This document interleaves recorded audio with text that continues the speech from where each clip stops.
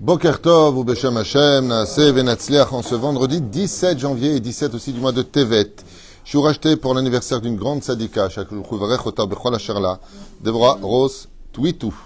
Déborah, notre Déborah ici, dans la communauté, Shakadosh Baruch Hu, Malek Kol Mishalot, Liba, Lavodatout Barach. Bezrat Hashem, une bonne santé, bonheur, joie, réussite.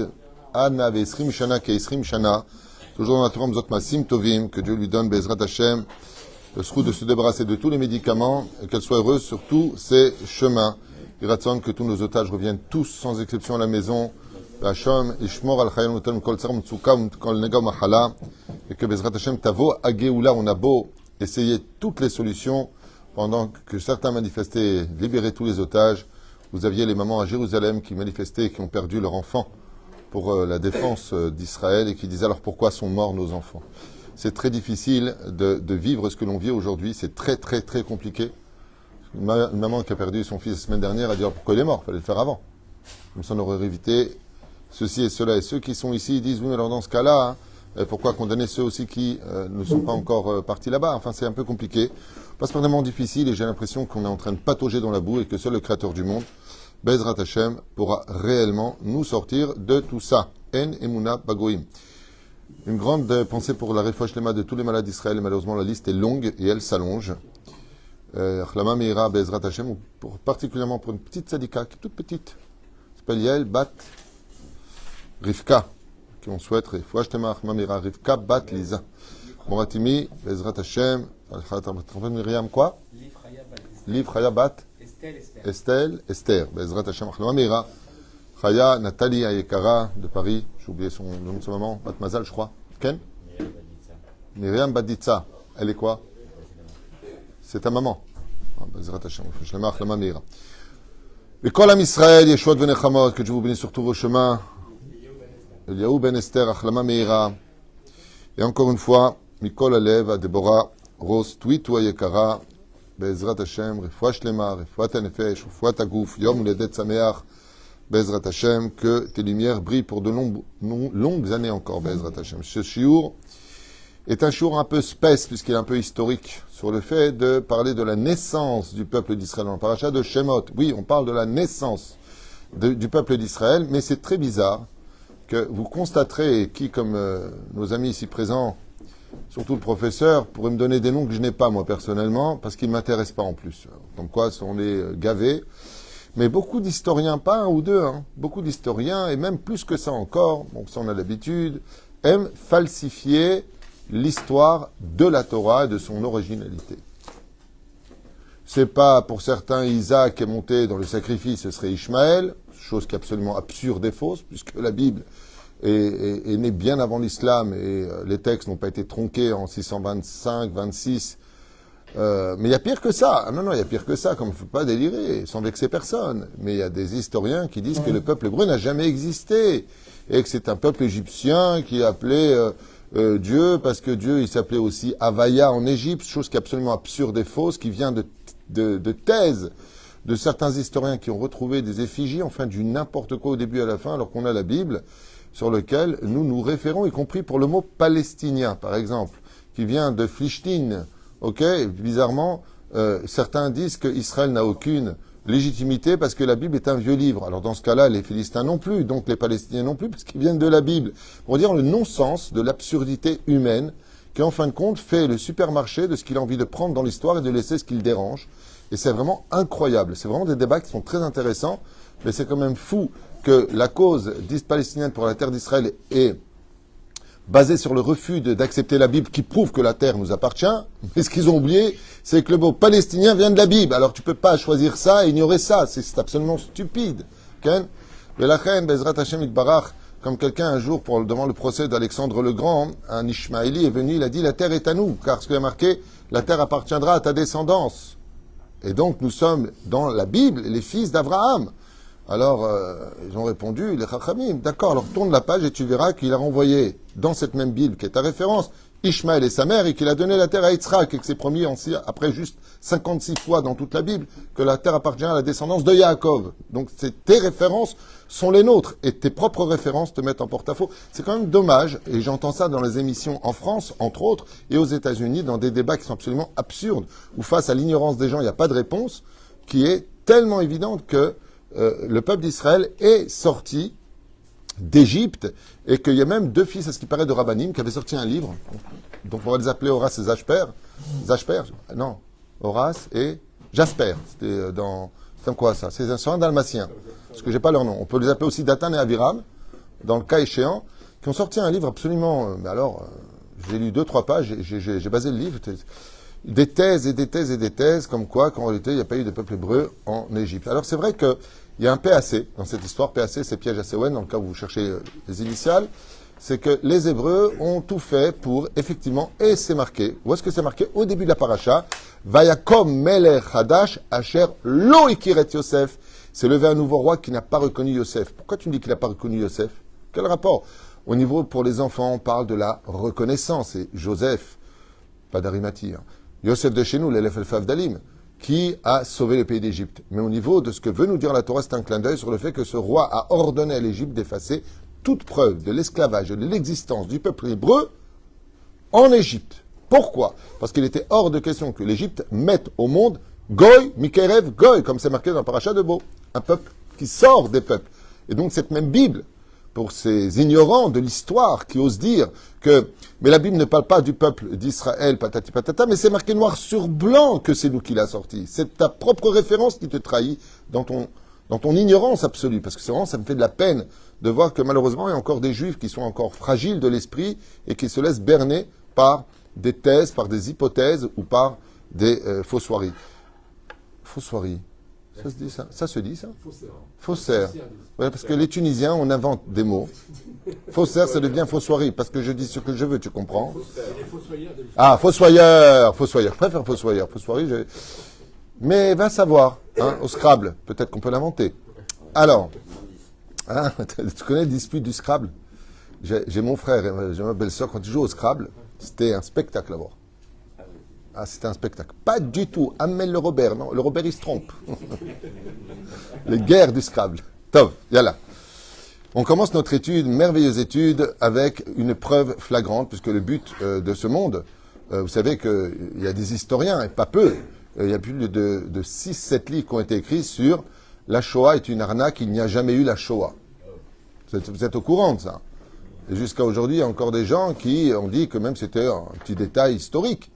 Donc c'est quand même vachement important de voir à quel point il y a une volonté, pas simplement de l'antisémitisme à l'échelle universelle, parce que quand il y a eu le massacre en Syrie et que des centaines de milliers de personnes ont été massacrées, pas qu'en Syrie, les Ouïghours, en Chine, qui sont musulmans, on n'a pas vu une seule manifestation, une seule condamnation, l'ONU, hein, ça intéresse absolument personne.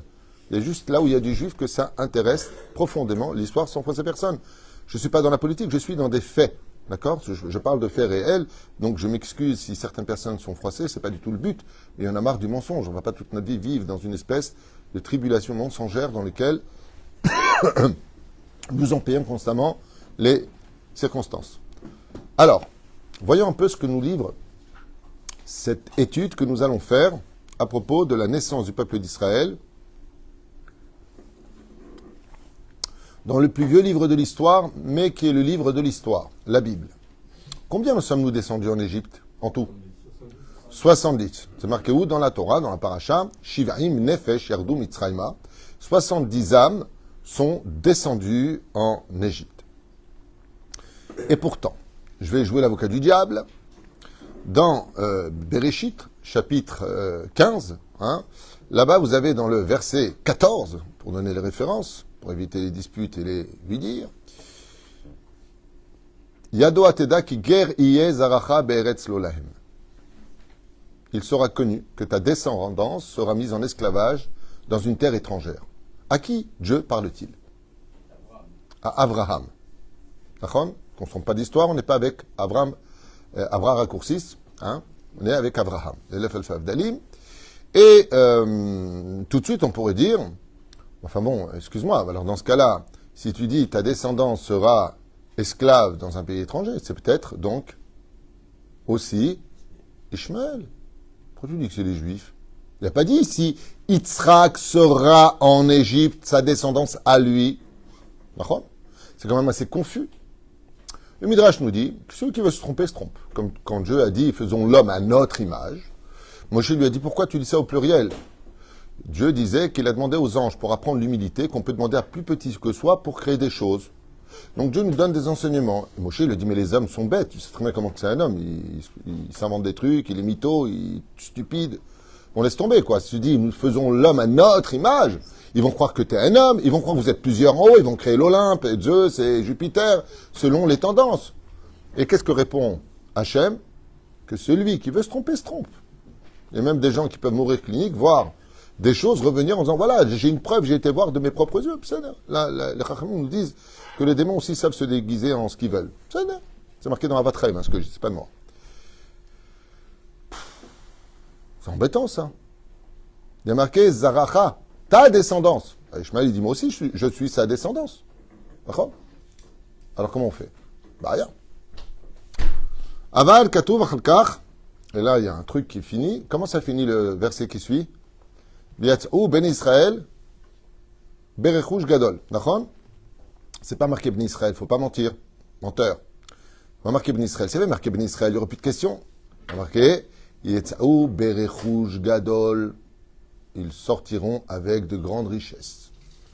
Et là, on peut dire, ok, bah, ça peut être aussi Esav. Esaü aussi, c'est le fils d'Abraham. Non, c'est le petit-fils d'Abraham. D'accord? Comment peut-on savoir réellement qu'il s'agisse du peuple d'Israël? Manien, Bémet, Manien. Vous avez remarqué que nous sommes en 2025 et qu'à l'intérieur même de notre pays, il y a un conflit très important politique qui est de savoir est-ce qu'il y a lieu d'être israélien ou est-ce qu'il y a lieu d'être juif? Très intéressant comme sujet.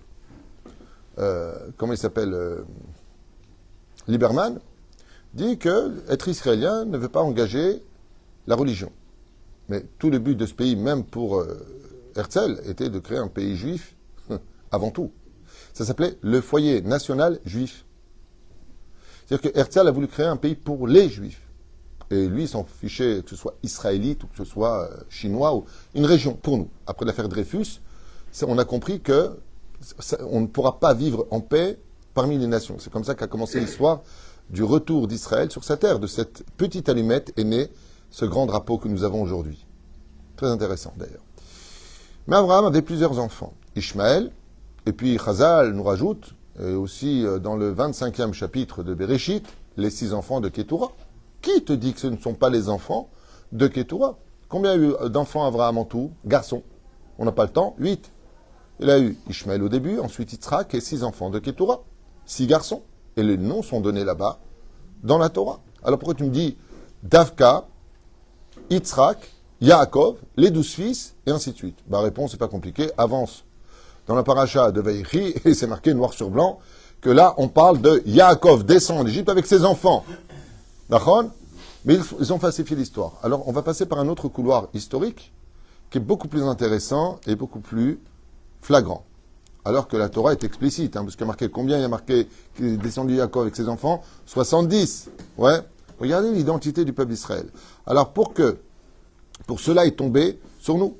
Abraham, Yitzhak, Yaakov et les 12 tribus sont énumérés par la suite. Et comment savons-nous qu'il s'agisse réellement de nous, Am Israël, d'un peuple qui est descendu comme une semence dans la matrice de l'Égypte et qui est ressorti comme un enfant qui sort à l'extérieur? C'est pour ça que la fête de Pessah est reliée au Arba Banim d'Ibra Torah, aux 4 caractéristiques de l'enfant, parce que l'Égypte a accouché d'un enfant. De l'étymologie du mot Mitzraïm et Mitzraïma. Mitzraïma, c'est Gematria Shechina, qui veut dire que la femme qui nous a accouché, c'est la Shechina, Nivelo Malach, Nivelo Saraf, Nivelo Shaliach.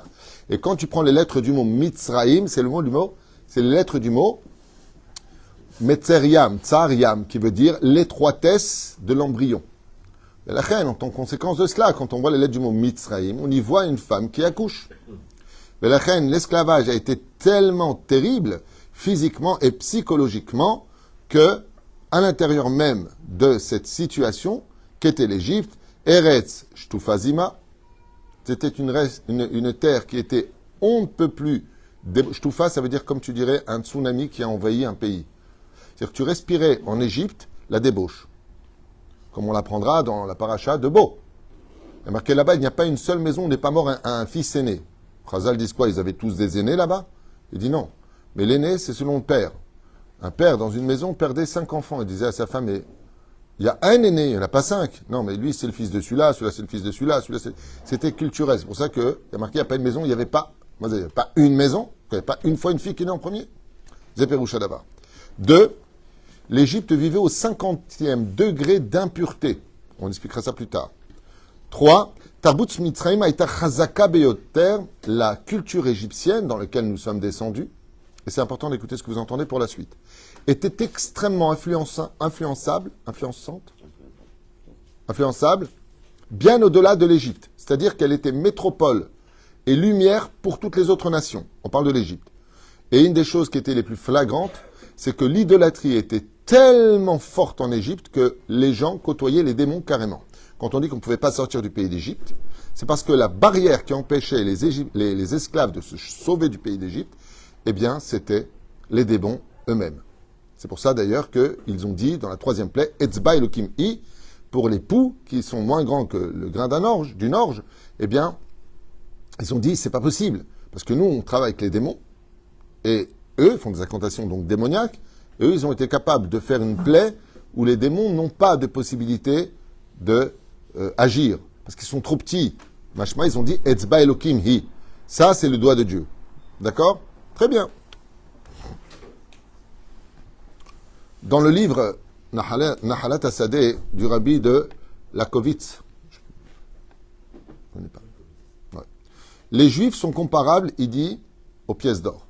Maintenant, on va voir d'ici comment c'est possible qu'on parle des Juifs sur le domaine historique sans avoir de référence dans la suite de la Bible qui nous confirme que c'est ce peuple d'Israël qui sort, qui est confirmé dans la Bible. C'est-à-dire que même ces personnes ignorantes qui trompent l'histoire en disant enfin bon, on parle d'un peuple qui est sorti de tel et tel truc, d'où tu sors qu'il y a un peuple qui est sorti d'Égypte pour dire que c'est pas nous? D'où? De la Bible.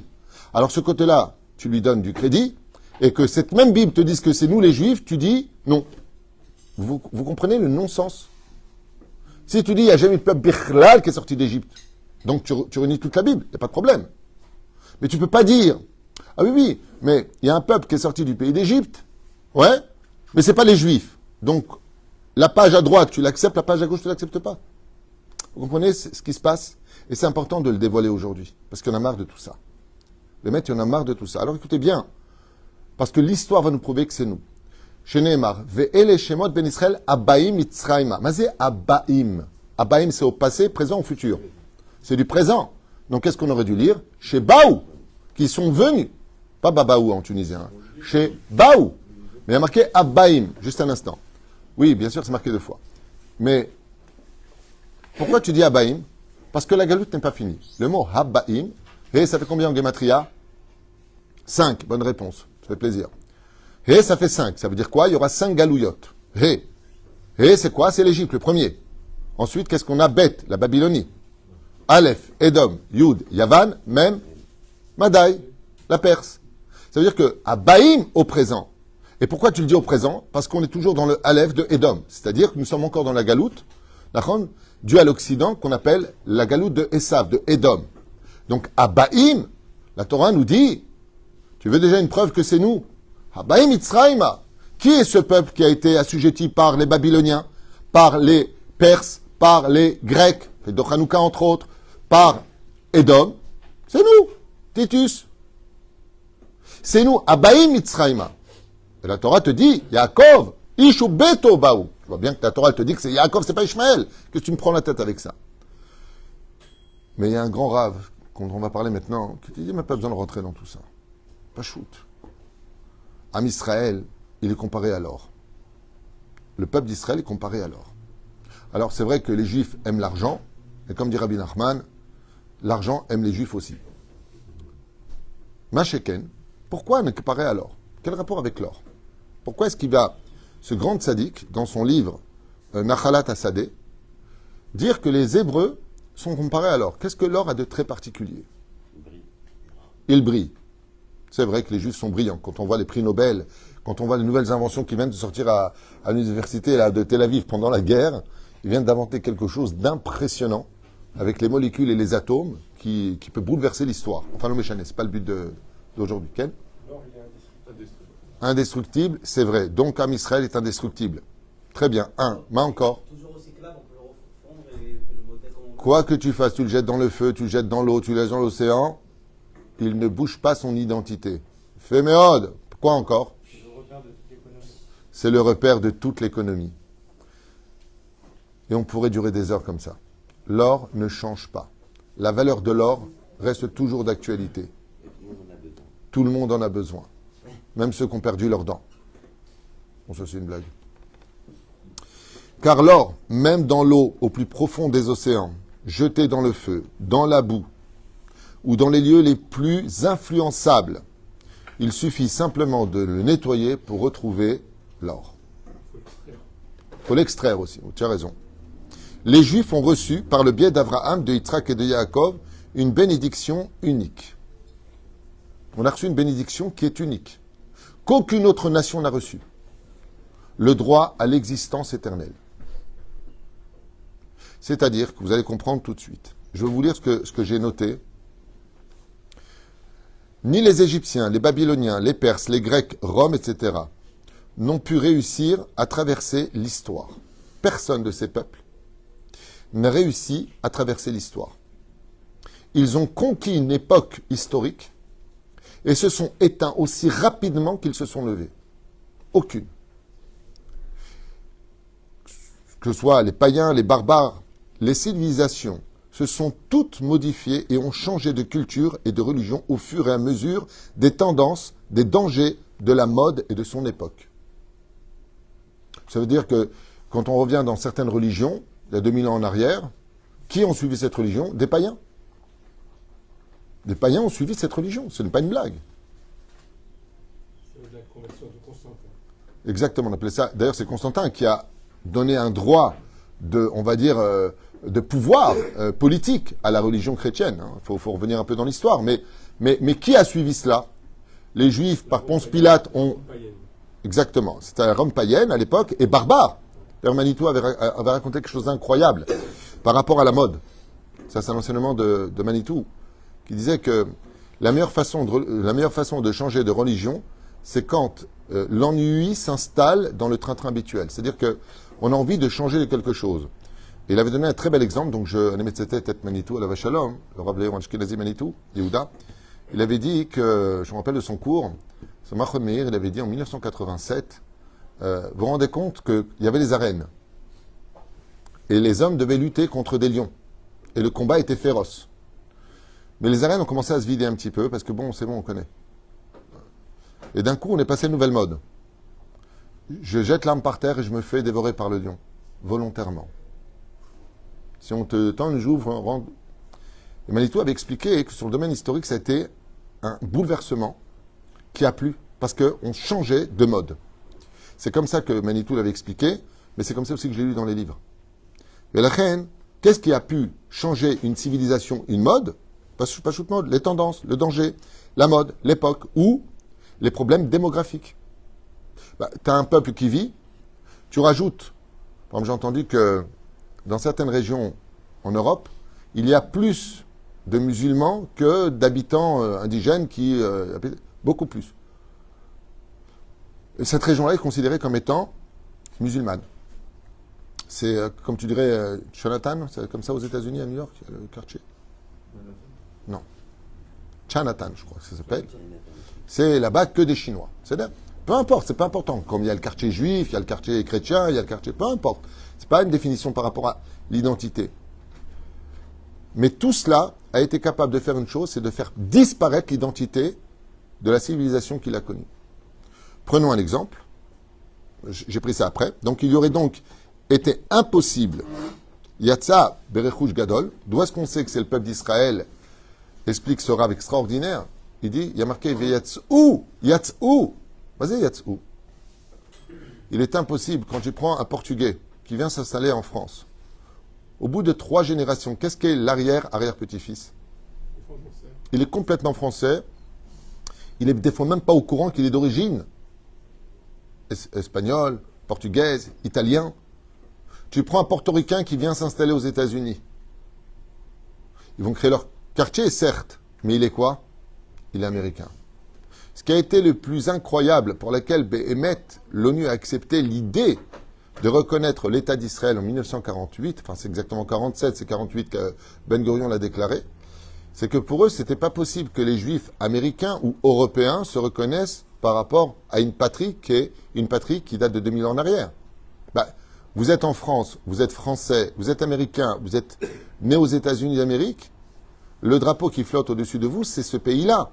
C'est impossible qu'après 2000 ans d'histoire, vous soyez encore des Hébreux. Quoi, vous n'êtes pas devenus musulmans, chrétiens, bouddhistes ou athées?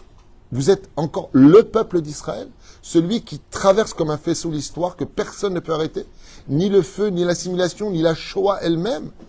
Après la Shoah, professeur, il était évident que le peuple d'Israël fuirait, et il y a eu ça à l'échelle identitaire, unitaire, ou même familiale, surtout ne dévoile pas que t'es juif, parce que le traumatisme a été trop violent. Mais que le peuple d'Israël soit capable de sortir, pas de 2000 ans de galoute, de l'Égypte, avec quoi, on a dit tout à l'heure, la liste qu'on a citée, l'Égypte était empreinte de quoi? On a dit tout à l'heure, Eretz Shtufazima, où tu respirais la débauche, c'était culturel. 50 paliers d'impureté. C'est impossible de sortir de là-bas. Tout celui qui arrivait en Égypte devenait égyptien. Et c'est marqué dans la Torah que malheureusement, il y a une partie du peuple qui est devenu égyptien et qui ne sont pas sortis du pays d'Égypte. La majorité. Tarbut amitzrit chazaka bioter. La culture égyptienne était mazé attirante. Le Midrash Tanchuma nous dit que les théâtres de l'époque, les occupations égyptiennes, mais étaient comme Internet aujourd'hui face à un cours de Torah. L'Ef al-Fafdalim. Et surtout l'idolâtrie. Les gens étaient ensorcelés. Donc comment tu pouvais sortir un peuple de l'intérieur? Étant donné qu'il y a marqué, c'est un chidouche exceptionnel ce que vous entendez. Yats'ou berechush gadol. Ils sont sortis. L'histoire vient nous dire aucune nation. Où sont les Babyloniens? Nabucodonosor, où il est? Les Grecs? Les Troyens, là, comment ça s'appelle? Les Spartiates. Où ils sont? Ça s'appelle de la mythologie. C'est la mythologie. Ouais, bon, ça fait mon plaisir. T'as compris ce que je veux dire? Ça fait partie de l'histoire. Ça fait partie de l'histoire. Tandis qu'il y a marqué Abbaïm. Le mot Abbaïm, dans la paracha de la semaine, il vient nous dire ils seront toujours là. Ils viendront toujours. Les Hébreux sont là. Les Juifs sont là. Tu peux faire le 7 octobre, tu peux faire la Shoah, tu peux réunir l'ONU, tu peux envoyer tout ce que tu veux. Am Israël, Hay Vekayam. Il y a quelque chose qui est comme l'or. Tu peux le mettre dans le feu, tu ressors, c'est de l'or qui a fondu. Mais avec le temps, il ressèche et ça fait une barre en or. Am Israël, Hay Vekayam. Et c'est ce clin d'œil que vient nous donner cette paracha. Je finis quand même ce que j'ai écrit pour ne pas avoir travaillé pour rien. Donc il aurait donc été impossible qu'un autre peuple sorte, selon l'histoire, de façon cartésienne, de l'Égypte. Et comme nous l'avons réussi, Baruch Hashem, à sortir, là où surtout l'assimilation était au summum de l'influence, cela n'aurait jamais pu se réaliser, ni avec Ishmaël, ni avec Yaakov, ni avec Esav, ni avec les enfants de Ketura. Car Akadosh Baruch Hu ne leur a jamais rien promis, sauf d'être une grande nation, puissante, certes. Malgré tout, toutes les nations se seraient automatiquement assimilées, comme le prouve l'histoire encore de nos jours. Et comme cela se passe encore de nos jours, comme j'ai dit, où après 2 ou 3 générations, un Chinois et un Américain, les Français, Anglais, un Russe qui va en Italie, 3-4 générations, il est italien. Il ne se rappelle même pas de son origine. L'arbre généalogique de la famille juive amènerait à découvrir qu'il est originaire de plusieurs pays, mais malgré tout attaché à quoi? À l'identité du peuple d'Israël. Mais nous, Am Israël, d'aujourd'hui, sommes ce même peuple qui est né et sorti d'Égypte, car jusqu'à maintenant, nous commémorons tous les ans, depuis 3500 ans, la fête de Pessah, depuis notre sortie. D'où est-ce que tu fais Pessah? Ton père, il faisait Pessah? Son grand-père? Tu peux remonter. Dans les diapositives, il y a un musée que je conseille à tout le monde à faire, il est à Tel Aviv. Un musée extraordinaire qui s'appelle le musée... Exactement, extraordinaire. Je l'ai fait il y a 35 ans. J'étais subjugué de voir. C'est historique. Hein. Si vous passez une bonne journée, une bonne matinée, vous allez au musée de la diaspora. Ah, d'ailleurs, tu tapes même ton nom et te dit d'où tu es origine, quel était ton premier grand-père qui portait ce nom. C'est impressionnant. Et tu vois comment les femmes étaient habillées, comment les hommes les habillent. Hein. Tu vois pas de femmes. Ils te montrent les habits d'époque. On était vachement de ça, nous. Hein. C'était Batman. Hein. Les synagogues, c'est magnifique. Celui qui veut découvrir un peu l'histoire de son peuple, et c'est incroyable parce que tu as tous les pays. Hein. Tu n'as pas un seul pays. Tu as la Hongrie, tu as la Russie, tu as la Croatie. Tous les pays européens, tous les pays africains, ils sont tous représentés avec des preuves, des dates. Et c'est impressionnant parce qu'on mettait tous les mêmes téphilines. Le Shabbat, c'était le même jour. Le plat changeait un petit peu. Hein, c'est mieux.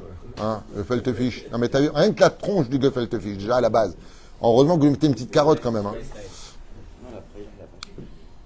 Après, et la reine, Midrash Bereshit Rabba nous raconte plusieurs histoires, et j'aimerais en partager avec vous quelques-unes avec votre permission. On s'est rendu compte que Akadosh Baruch Hu, il a mis dans l'existence, de chaque juif, quelque chose d'exceptionnel, c'est que même les pires, je dis bien les pires, qui se seront les plus assimilés, comme un qui est très connu, qui s'appelle Yosef Meshita, dans Bereshit, Midrash Bereshit Rabba. Vous savez, cet homme c'est un juif qui était avare d'argent, il voulait tout le temps de l'argent. Et il n'avait aucune conscience vis-à-vis de ses frères juifs. Il n'y avait pas de problème. Les Romains ont eu peur de pénétrer à l'intérieur du Beth Amikdash, car ils savaient que celui qui rentrait mourait. Ils ont dit, il faut envoyer un fils de Dieu. Alors il dit, mais lui, il est pas religieux. Il dit, même un juif qui n'est pas religieux reste un fils de Dieu. Chez Nehemar, comme c'est marqué, Ashochen betor tumotam. Je réside parmi votre impureté. Et Yosef Mishita, il a sorti, la première chose qu'il a sorti, c'est la menorah, le candélabre. Et les Romains lui ont dit, donne-la nous. Il a dit, je peux pas. Laissez-moi la ramener. Il dit, donne-la nous. Et tout l'or qui sera dedans sera pour toi. Tu voulais de l'or? On va t'en donner autant que tu veux. Il a répondu, je peux pas. Je fais teshuva. Il y a des limites à l'assimilation. Et la menorah s'est retrouvée investie du sang de Yosef Mishita puisque les Romains l'ont massacré et coupé en morceaux. Sur la menorah. Il s'est jeté sur la menorah pour pas qu'elle soit prise. On raconte l'histoire, encore une histoire comme ça pour réveiller un petit peu le sens de qu'est-ce qu'un juif. On raconte l'histoire d'un Bachor Yeshiva qui en a eu marre de la pauvreté, le prix d'étude de la Torah est souvent empreint de sacrifice. Et il en avait marre, il voyait ses copains qui n'étaient pas en yeshiva et qui avaient dû acheter une calèche à l'époque, qui travaillaient, qui partaient en vacances, qui avaient de nouveaux habits. Et lui, il est toujours là avec cette petite dehors un peu sale. Il avait un peu ras-le-bol de tout ça. Il a dit, bon, je vais commencer à aller moi aussi travailler. C'est pas une tare d'aller travailler. Seulement, l'argent appelle l'argent, le temps manquait, il rentrait chez lui le soir, il était fatigué.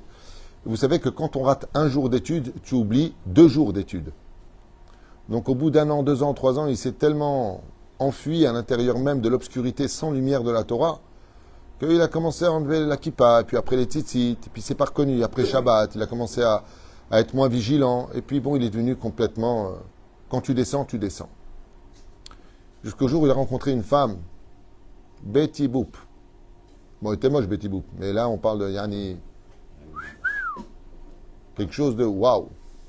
Il est tombé éperdument amoureux. Ses parents l'ont renié. Petite baillèche, comment tu te maries avec elle? Lama. C'était une païenne, c'est pas une fille de chez nous. À l'époque, je n'ai pas marqué de quelle religion elle était, donc je ne sais pas, je ne vais pas dire ça ou ça. En tout cas, il m'a marqué Aïta Ovedet Abodazara. Elle faisait de l'idolâtrie. Quelle religion, j'en sais rien. Et il était fou amoureux d'elle. Ouais, t'auras pas de monde futur, c'est pas grave. Le prix à payer, c'est ça. Je peux pas. Je l'aime. Les parents lui ont dit, tu viendras plus jamais les fêtes, plus rien. Il a dit, j'ai compris. Je paye. Bekitor Elaïnian, il a accepté toutes les peines que cela aurait engendré. Et il aimait sa mère, hein. Mais son cœur ne battait que pour elle. Il la voyait, il fondait. Elle a les yeux comme ça, en amante, gentil. En plus, elle est gentille, la fille, pas blidarkaka. Oui, bien. Mon cœur, mon bijou, mon amour. Et lui, hein, il était fier de lui tenir la main. Et voilà qu'est arrivé le moment de la demande de la main pour le mariage. Il était comme un fou. I love you, tekarot yamush le bedish. Son rave de la yeshiva, il est venu le voir, il lui a dit, Vero ta toru. Et lui, il a continué. C'est venu me dire des choses que je savais déjà. C'est pas la peine. J'ai fait mon choix. Je sais je quitte la religion, je quitte le peuple d'Israël, je m'assimile, j'en paierai le prix, j'accepte. Il y aura ce qu'il y aura. Seulement, quand il est arrivé à la maison, il s'est retrouvé choqué. Parce que les parents de la fille lui ont dit, nous, on a un problème avec toi. Nous sommes d'une autre religion. Et vous, les juifs, vous êtes des ma'aminim, bene ma'aminim. Elle lui a dit, oui, mais où vous voulez en venir? C'est vrai qu'on est juif, on est juif. Même si on s'assimile au plus, on est juif. Écoutez bien ce qui s'est passé, c'est une vraie histoire. Hein. Il lui a dit, tu veux épouser ma fille? Moi, je suis riche. Je t'offre une maison. Ma fille, je sais que tu l'aimes plus que tout au monde, plus que ton propre Dieu. Mais à l'intérieur de vous, les juifs, j'ai pas confiance. J'ai pas confiance. Un jour, tu vas me la convertir au judaïsme. Je sais pas, il va se passer quelque chose. Vous avez traversé l'histoire. Et toi, tu as un d'eux. Même si tu renies ta religion, tu renies ton passé, ton origine, il y a quelque chose de juif en toi. Il lui dit, mais comment je peux vous le prouver? Il lui dit, viens demain matin à 10h devant la synagogue et je te dirai quoi faire. Il dit, pas de problème. Le lendemain matin, il arrive comme ça à 10h devant la synagogue et le père, comme ça, avec les frères et la kala, enfin on va l'appeler takala en hébreu, takala, qui veut dire un problème. Le père lui dit, voilà, va chercher un Sefer Torah de votre synagogue, crache dessus devant nous, et tu épouses ma fille. Il regarde sa fiancée, si on peut appeler ça comme ça pour lui. Il est tellement amoureux de son cœur, il bat que pour elle. Hein. Il rentre chercher un Sefer Torah à la synagogue, et là, il lui dit, vas-y, crache. Il y a un silence de mort. Il regarde la fille, il regarde le Sefer Torah, et il lui a dit, Ad Kan. Ad Kan. Jusque-là. De me demander de cracher sur un Sefer Torah, il lui a dit, je peux pas. Je peux renier, je peux ignorer, je peux m'assimiler, je peux perdre mon monde futur. Mais que moi, je crache sur un Sefer Torah pour lequel mes grands-parents sont morts dans un pogrom, mon grand-père est mort en serrant un Sefer Torah, et moi, je dois cracher dessus. Il a dit non. Jusque-là. Il a dit à sa fille, tu vois ce que je t'ai dit? Un juif. Ça reste un juif. Ça me rappelle Lustiger, qui était cardinal de Paris. Avant de mourir, il a dit, je vous demande de dire le Kaddish. Mais lui, mais t'es chrétien. Kaddish, s'il vous plaît. Am Israël, il a ça en lui. Il a quelque chose de très spécial. Il peut s'assimiler au plus profond de lui, au plus... Il y a quelque chose qui crie au fond de notre âme. Mais ça, c'est marqué dans quelque chose que vous devez tous retenir. Yatz'u berechush gadol. Et tout ce Torah, il était basé sur le mot Yatz'u. Am Israël, malgré toutes les tensions internationales, malgré toutes les menaces militaires, malgré tout ce qui se passe, Yatz'u berechush gadol. On a une promesse de Dieu que malgré toutes les catastrophes, le peuple d'Israël se relèvera toujours. Des fours crématoires, des tombes qui nous sont préparées, des plans machiavéliques de mâcher Am Israël imshilou les zahav. Mazé zahav. Il y a une explication que vous n'avez pas donnée, je finirai avec ça pour ce cours. C'est encore un cours après pour vous saouler. Eh bien, zahav, ça s'écrit zaïn. Ça fait combien en gematria? 7. He, 5. Bet, 2. Quand est-ce qu'on sort le Sefer Torah?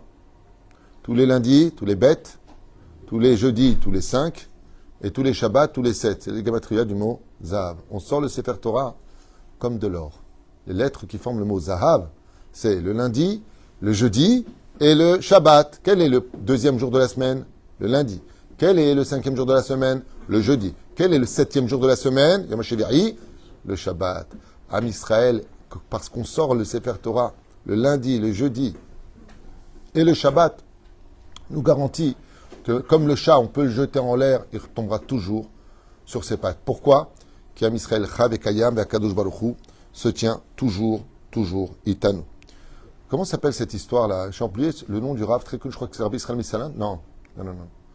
Ce Rav comme ça qui est rentré après la Deuxième Guerre mondiale. Non, pas du tout, c'était bien après. J'ai oublié son nom, très connu cette histoire. Il est rentré comme ça dans un orphelinat où certains juifs avaient été sauvés par les chrétiens. Et il a dit, mais comment vous allez savoir... C'est le Ravlo. Le Ravlo? Non. Là, tu parles, attention, tu as deux Ashkénazes à côté, ils vont te rentrer dedans. Tu parles ni de la terre, ni de l'eau. Comment il s'appelle ce Rav? En deux mots, c'est simple, il est rentré comme ça dans l'orphelinat, il y avait 400 enfants, Et il lui a dit, mais comment vous allez le savoir? Vous n'allez pas baisser le pantalon à tout le monde. Le curé qui était là-bas. Il lui a dit, j'en ai exactement pour une seconde. Shema Israël, Adonai Eloheinu. Il s'est arrêté, ils ont dit Adonai Echad. Il a dit, voilà. Il y avait 4 enfants. Il y avait 4 enfants là-bas qui ont répondu. Ils se sont levés. Il a dit, ouais, c'est pas compliqué. Eux, c'est les miens. Et pourtant, ils étaient habillés avec la soutane, pour tromper l'histoire. Quoique ils voulaient les assimiler. Ah ben, quoi qu'il advienne, les assimiler, les rentrer dans leur religion, quoi, pour qu'ils connaissent. Et on voit vraiment que cette assimilation, elle est très particulière. Jusqu'au don de la Torah, Dieu est avec nous, à niveau Saraf, à niveau Shaliach. Et je finirai avec une très très belle métaphore. Oui, professeur. L'or, comme un risque, Ouais. aider la Sarah. Ouais. Et alors? Le risque, c'est avec l'or. Oui, mais c'est ça la force du juif. Ouais, mais c'est ça. Attends. C'est de l'Afrique. D'accord, mais j'ai entendu. Mais c'est ça la force du juif. C'est vrai qu'avec l'or, on a fait le veau d'or. Et qu'est-ce qu'on a fait du veau d'or? La fête de Kippour, Chazak ou Baruch. C'est-à-dire que même les juifs, c'est des orfèvres. Ils sont capables de prendre un khnana et de le rendre mozgan fine. Yeah? On sait du anglais tunisien, ça aussi. Je finirai avec une très très belle histoire. Pas une histoire, une explication qui vaut de l'or. Ce qu'elle le dire. Les juifs, c'est de l'or. Un jour, un homme marchait avec son ami dans la forêt. Et voilà qu'il y en a un qui est tombé dans le sable mouvant. Et en tombant dans le sable mouvant, il lui a dit, fais attention, ne t'enfonce pas. Et il s'enfonçait. Et il s'enfonçait. Il lui a dit, tant que je vois un doigt dehors, je peux encore avoir l'espoir de te sortir de là-bas. Mais si je ne te vois plus à la surface de cet étang, de cet sable mouvant, je ne pourrai plus jamais te récupérer. Je ne sais pas où tu es. Donc le temps d'aller chercher une branche et de te le tendre pour te sortir de là-bas, surtout ne disparaît pas de la surface. Ça, c'est les Juifs jusqu'au don de la Torah. En Égypte, on était dans les sables mouvants et on s'enfonçait. On s'enfonçait. Ouais. Combien du corps était à l'intérieur en train de s'enfoncer? 80%. Akadosh Baruch Hu, il a dit encore un palier. Si le doigt il rentre à l'intérieur, c'est fini, on ne peut plus vous récupérer. Donc le Créateur du monde a été obligé de nous sortir de force. Il nous a tendu Beyat Razaka ou Bizroan et Touya. Un bras étendu, une branche, pour nous sortir à toute vitesse. Et là, une question qui se pose. Si en Égypte, alors qu'on avait des non-juifs, on parlait l'hébreu, on était habillés comme des juifs. Ah, c'est incroyable. Et on vivait en autarcie à Goshen. En tant que juifs, on était au 49e degré d'impureté. Mais alors aujourd'hui, avec les réseaux sociaux et l'assimilation internationale de luxe, mais alors on est où? Au 150e degré d'impureté? J'ai pas compris. Ah, la deuxième histoire, elle est la suivante. C'est un homme qui se promenait dans les champs avec son copain. Et son copain est tombé dans les sables mouvants. Et il lui rigolait, il plaisantait avec lui. Il dit, je m'enfonce, c'est pas grave. Il dit, je m'enfonce, c'est pas grave. Je m'enfonce. Il dit, hé, hé. Il dit, bon, allez, prends ta respiration. Même si tu disparais, que je te vois plus à la surface, je te remonterai. Il dit, mais pourquoi? Avant de prendre la boue dans la bouche. Il lui a dit, parce qu'on est attaché, toi et moi, avec une chaîne. Effectivement, dès qu'il a disparu, il a laissé un petit peu pour lui faire une blague, et hop, il a tiré avec la chaîne, il a ramené tout de suite au rivage. Chazal, ils disent, cette histoire-là, c'est le peuple d'Israël avant la Torah. Avant la Torah, il fallait pas qu'il disparaisse, 49e. Mais une fois qu'on a eu la Torah, on est attaché avec une chaîne entre le Créateur du monde et le peuple d'Israël. La chaîne de la transmission. Exactement, tu me l'as pris, et bravo, tu as tout compris. Ça s'appelle la tradition juive. La chaîne de la transmission. Moshe Kibel, Torah Missiona, Sarah Messira. Maintenant qu'on a cette chaîne, depuis qu'on a juré au don de la Torah d'être sauvé, la Torah se garantit aussi de garantir notre existence. Plus il y aura de Torah, plus il y aura de mitzvot, plus Am Israël pourra se relever de tous les défis dans ce monde, car elle est la chaîne qui est capable de nous sortir de toutes les assimilations. Quelqu'un m'a dit, Rav Tutou, ma fille, elle s'est assimilée, elle est avec un non-juif, vous savez que la gravité dans la Torah, patati patata, qu'est-ce que je peux faire? Je lui dis, écoute, l'amour est aveugle, et l'amour rend aveugle. Le mariage rendra la vue. Mais en attendant, ce que je te conseille de faire, c'est de tirer sur la chaîne. Il me dit, quelle chaîne? Je lui dis, va étudier encore plus la Torah. Et tu dis, Hachem, que par le mérite de ta Torah, ta fille fasse une grande teshuva. Baruch Adonai l'Olam. Amen, amen.